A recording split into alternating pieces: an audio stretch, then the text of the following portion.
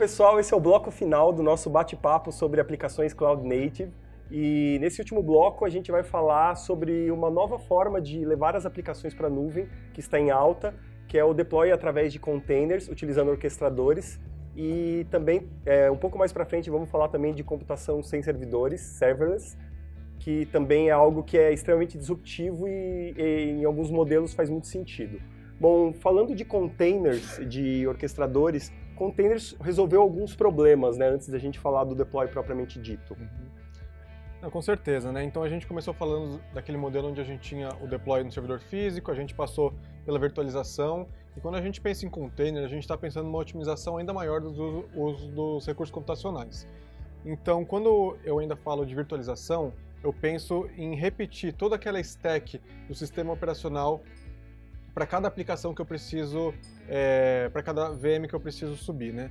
Quando a gente fala de container, a gente consegue reaproveitar toda essa stack do sistema operacional, das bibliotecas, nas diversas aplicações que estão em cima. Então, eu reaproveito todo o kernel space ali daquelas aplicações, otimizando ainda mais os recursos computacionais. Quando a gente está falando em container, muda muita coisa, né? Porque a gente estava acostumado, sei lá, fazer SSH numa máquina e ver o que está acontecendo lá. Quando a gente fala em container, a gente tem que abrir mão da SSH e falar, eu preciso conseguir gerenciar essa minha aplicação sem realmente acessar nela. Então a gente tem que falar de externalizar log, configuração externalizada também, o que mais? Além disso, a gente consegue pensar num modelo onde a gente... Além disso, a gente consegue pensar no modelo onde a gente tem um uso mais abstraído dos cloud providers e de quem está na infraestrutura por baixo, né? Quando a gente fala da tecnologia de containers, a gente tem um padrão de mercado onde a gente empacota nossas aplicações nesse padrão e a gente não se preocupa exatamente com qual que é a infraestrutura que está servindo esse orquestrador de containers. A gente simplesmente fala, olha, respeitem esse contrato que eu tenho com o meu empacotamento das aplicações que elas vão funcionar. Então isso é mais um dos ganhos que a gente tem utilizando containers. A parte de processo também, que a gente falou de aplicações Cloud Native, que tem todo um aspecto de processo de engenharia, e eu acho também que container facilitou também essa comunicação entre o mundo de desenvolvimento e operação, porque é uma forma padrão de empacotar e de levar esse software para a produção, certo? Eu acho legal, até pegando esse gancho da portabilidade, né, e você pegar todo esse stack que está ali debaixo de uma forma comum, parou de acontecer aquilo para a máquina do desenvolvedor que na minha máquina funciona, né? Então ele sobe de uma forma realmente mais padronizada. Agora no meu container funciona. Exatamente. Então subiu aquilo, vai funcionar de uma forma normal, né? Isso é bem legal. Você está levando a imagem que você está rodando ali local, você está levando isso para a produção, né? E outras coisas mudam com o monitoramento também. A gente não pode mais lidar container como eu conheço o meu container aqui, eu sei onde ele está. Não, a gente fala que é gado, né? Então ele vai estar em algum servidor, deployado em algum lugar, e a monitoração disso muda também. A gente tem que começar a monitorar mais o serviço mesmo, o negócio, não assim, se o container ali está no ar. E para isso funcionar bem, o ideal é que a gente tenha alguma plataforma de orquestração desses containers. Não só eu subir um container ali com Docker Compose na minha máquina, é uma coisa. Agora, quando eu estou falando em produção, é diferente, né? Eu preciso algo que orquestre esses containers para mim. Ou seja, o container sozinho não faz verão. Não faz eu verão. preciso de um orquestrador que faça toda a governança, toda a gestão, de saber onde colocar o container no meu parque de máquinas. E aí a gente tem alguns que estão mais, vamos dizer assim, populares. Sim. Quando a gente pensa num deploy em produção, a gente já está pensando numa escala de milhares de containers. E a gente sabe que para orquestrar esses milhares de containers, a gente tem que se preocupar com coisas como rede, Service Discovery, alocação dos recursos. Então, é praticamente inviável a gente ir para essa escala sem um orquestrador. E não tem como a gente falar de orquestrador de containers sem falar de Kubernetes, né? Kubernetes hoje é o projeto open source que está mais em alta no mundo. Recentemente ganhou um prêmio da OSCOM como o projeto de open source que tem mais contribuições e, de fato, ele tem revolucionado toda a maneira que a gente lida com recursos computacionais e com orquestração de recursos em geral, né? Eu acho que quando a gente fala de orquestração de containers, por mais que surgiram outros assim, não tem como não falar de Kubernetes, que é o que despontou no mercado. Inclusive, todos os providers públicos já têm algum serviço ou estão fazendo algum serviço para Kubernetes, né? A questão dos containers é interessante. Eu consigo, então, ter um parque de máquinas virtuais, e o meu orquestrador vai assumir o controle dessas máquinas, e aí eu começo a deployar as minhas aplicações já não nas máquinas, mas usando APIs do orquestrador. E ele vai simplesmente ver qual máquina está mais aderente para isso. Então eu consigo ter mais densidade, né? Ter uma densidade maior de aplicações nas máquinas. Né? E o legal é que, no caso, né, o Kubernetes ele vai sempre querer, que nem o Paulo falou do contrato, ele vai sempre querer manter aquele contrato fiel ao que você declarou. Então ele vai sempre querer reconciliar aquele estado para falar, ó, essa aplicação tem que estar no ar. Então ele vai, de alguma forma, achar um jeito de procurar recurso ali no seu parque de Kubernetes para aquela aplicação sempre estar rodando como você definiu num contrato. Mais do que tratar a infraestrutura como código ou como APIs, né, como o Giovanni falou no bloco anterior, é você passar a tratar a sua infraestrutura de um modo declarativo. Então não importa o que aconteça, se você declara seu estado, se o estado desejado, você quer que sua aplicação esteja naquele estado sempre. E o orquestrador assume esse papel de garantir que a sua aplicação vai estar sempre disponível no estado que você configurou. Agora, as aplicações em si, para ser aderente a esse modelo, elas têm que ser desenvolvidas de um modelo muito próximo que a gente já discutiu, né? De um modelo que a gente discutiu no bloco anterior, a questão de não depender de estado em disco, de utilizar serviços, de ser distribuída, né? É isso, quanto melhor você arquiteta a sua aplicação, pensando nesse modelo, acho que mais vantagens você consegue tirar disso e mais cloud native de fato você consegue ser.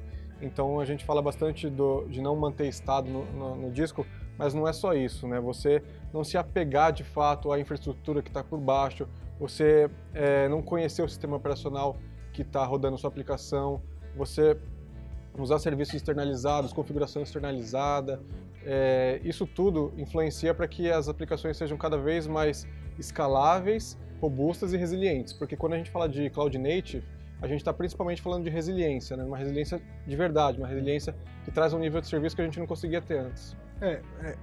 A gente tem que começar a colocar esse nível de resiliência também nas nossas aplicações, né? No caso de Health Checks, né? Importante a gente desenvolver nossas aplicações com Health Check para, por exemplo, no caso do Kubernetes, ele vai olhar e vai olhar aquele Health Check da aplicação, então nada melhor que o desenvolvedor falar, minha aplicação hoje funciona dessa forma, né? Porque antes, com a infraestrutura, a gente fazia o quê? A gente tentava inferir, sei lá, uma porta, um serviço no ar, para falar que essa aplicação tá saudável, né? É isso, vamos fazer DevOps de verdade, quebrar os silos e parar de um time inferir como a aplicação do outro, como o serviço do outro deveria funcionar. Então o desenvolvedor acha que a aplicação dele vai funcionar e acha que o time de operação vai saber e o time de operação acha que consegue inferir como a aplicação funciona. Vamos parar de fazer check de IP e porta, né? E vamos começar a ver se o serviço está no ar e vamos começar, de fato, pedir para os desenvolvedores falar como que eu vejo se sua aplicação está saudável, como que eu tiro métricas da sua aplicação, como que eu monitoro, como que eu escalo a sua aplicação. Quando a gente está nesse mundo de containers e Kubernetes, a gente fala bastante de observabilidade, né? Então a gente vai saber realmente o que está acontecendo na nossa aplicação. Telemetria, né? Eu tenho que saber quanto que eu estou recebendo, quanto que eu tenho de erro, a duração dos requests, né? Isso é importante. Um assunto também que a gente pode utilizar para compor com esse tipo de tecnologia que a gente citou nesses blocos é a fatídica computação serverless, ou seja, rodar meu software sem servidor, que na prática tem um servidor lá, né? Só que a gente não cuida dele. É um modelo interessante para compor também com uma aplicação minha, não para desenvolver eventualmente ela 100%, mas tem alguns casos bem interessantes, né? Exato. A gente fala que, até olhando para essa perspectiva de containers, de Kubernetes, ainda, mesmo que de uma forma mais abstrata, né, você ainda tem que ter algum servidor ou fazer uma gestão dele de alguma forma, né? Existem algumas soluções que estão indo, talvez, para um container sem servidor, mas esse fica para um outro vídeo, né? Mas o ponto que a gente vê muito no mercado agora é mais uma camada de administração, né? De repente, já trabalhando com essa parte de microserviços, onde você tem um serviço que tem que fazer uma coisa mínima, né? Muito bem, e aí você passa a ter uma função como serviço, né? Então é aí que a gente entra nesse modelo de computação sem servidor, né? Que aí, nesses casos, até comparando um pouco com a parte de container, é quando você tem, por exemplo, certos workloads, onde você tem picos e muito ou pouco tempo ali dentro daqueles picos de volume que você tem idle totalmente. E aí esse é um modelo mais interessante de você ter realmente para não pagar por um recurso não utilizado, né? Ou seja, antes eu tinha uma máquina virtual inteira para rodar meu software, mesmo que ele rodasse esporadicamente.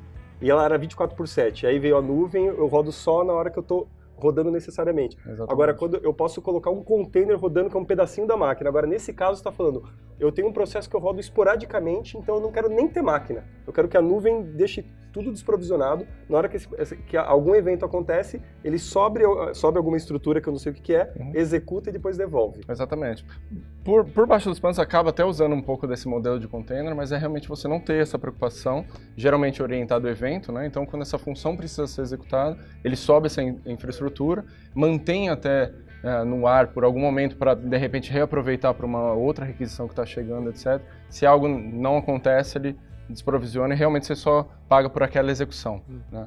E aí a gente tem algumas coisas em vários provedores aí de cloud, a Amazon é um deles. A Amazon tem o Lambda, a Azure tem o Functions. Exatamente. Tem alguns open source também, né, que você até deploy esse serviço de serverless em Kubernetes, por exemplo. Né? Porque até nos providers você tem algumas limitações, às vezes de linguagem, de tempo de execução, duração de do code processo, start, né? Mas é algo que dá para compor com toda essa tecnologia nova que a gente citou, né? E quando a gente fala desse modelo de serverless e funções como serviço, isso passa necessariamente por uma rearquitetura da aplicação, né? Não adianta a gente querer achar que a gente vai pegar nossa aplicação como ela é hoje e levar para esse modelo que a gente não vai ter o mesmo ganho, a mesma efetividade. E aí até como o Giovanni comentou, né, um modelo orientado a eventos. Então eu começo a rearquitetar todas as minhas aplicações a um modelo orientado a eventos, ou seja, um modelo reativo que vai responder, pode ser uma requisição HTTP, pode ser uma mensagem que chega numa fila, pode ser algum outro evento que aconteceu na própria nuvem, eu reajo a ele, executo uma fração do meu código ali muito pequena e pago ali uma infinidade mínima de centavos por aquela execução. Isso traz uma eficiência, um modelo até econômico para quem sabe de fato tirar vantagem disso tudo, que é muito impressionante, né? Bom, pessoal, então esse é o final do nosso bate-papo sobre aplicações Cloud Native. Eu espero que tenham sido conteúdo útil para vocês, que vocês usem no dia a dia de vocês. Queria agradecer a presença do Bassan, do André Leite, do Panazo. Queria agradecer a plateia. E é isso aí. Se for para a nuvem, vai com eficiência. Até o próximo. E esse foi mais um Beer for Devs, hoje falando sobre desenvolvimento para a cloud, com o oferecimento do cliente TOTS, a cervejaria Teresópolis. Se você quiser participar do próximo programa, é só se inscrever no site que está aqui na descrição do vídeo. Aproveita, deixa o seu like, comenta e compartilha e se inscreve no canal para receber todos os conteúdos. A gente vai ficando por aqui, um bom happy hour a todos e até a próxima!